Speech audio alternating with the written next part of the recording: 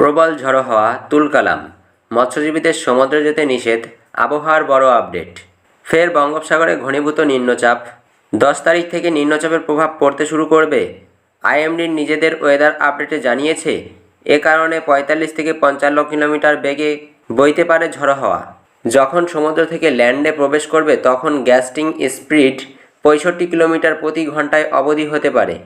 10ই November Sri Lanka উপকূল থেকে তামিলনাড়ুতে প্রভাব বিস্তার করবে এই নিম্নচাপ। তামিলনাড়ু ও দক্ষিণ অন্ধ্রপ্রদেশে এর প্রভাব পড়বে 11 থেকে 12 তারিখে। এই নিম্নচাপ থেকে সতর্কতা হিসেবে মৎস্যজীবীদের সমুদ্রে যেতে নিষেধ করা হয়েছে। এদিকে সাইক্লোনিক সার্কুলেশন এখনও বঙ্গোপসাগরের ওপর নিজের অস্বস্তি বজায় রেখেছে।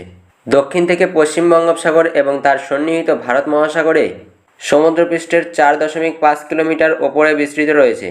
এর জেরে এই এলাকাতেও আগামী 48 ঘন্টায় নিম্নচাপের ক্ষেত্র তৈরি হবে। তামিলনাড়ু ও পুদুচেরির দিকে 9 থেকে 10 তারিখের মধ্যে এর জেরে বৃষ্টি হবে। এরপর এটা উত্তর পশ্চিমে এগোবে। এর জেরে বৃষ্টি হবে বিভিন্ন জায়গায়, মাঝারি থেকে ভারী বৃষ্টি হবে। তামিলনাড়ু, পুদুচেরি, করাইকাল, রায়ালসীমা, অন্ধ্রপ্রদেশে 11 ও 12 তারিখে ভারী বৃষ্টির পূর্বাভাস রয়েছে।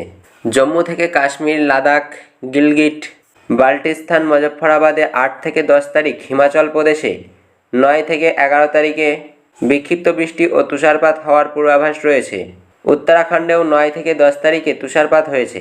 পশ্চিমী ঝঞ্ঝার জেরে উত্তর পশ্চিম ভারতের বিভিন্ন সময়ে বৃষ্টিপাত জারি থাকছে। পাঞ্জাব, হরিয়ানা, চণ্ডীগড়, দিল্লিতেও ইতস্তত বিক্ষিপ্ত বৃষ্টি হবে। পূর্ব ও পশ্চিম রাজস্থানে আজ বৃষ্টির সম্ভাবনা রয়েছে বলে ওয়েদার আপডেটে জানিয়েছে আইএমডি।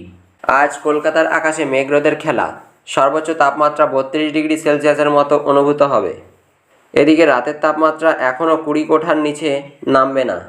আপেক্ষিক আর্দ্রতার সর্বোচ্চ পরিমাণ 66%। সারাদিনে মাঝে মাঝে মেঘলা হলেও বৃষ্টির সম্ভাবনা নেই। আমাদের কাছে আপনার সময়ের দাম রয়েছে, তাই আমরা অযথা খবর দিই না, আমরা দিয়ে থাকি পয়েন্ট খবর। আমাদের এই শর্ট নিউজ আপনার কেমন লেগেছে তার নিচে কমেন্ট করে জানাবেন। ভিডিওটি ভালো লাগলে অবশ্যই একটি লাইক এবং সাবস্ক্রাইব করবেন।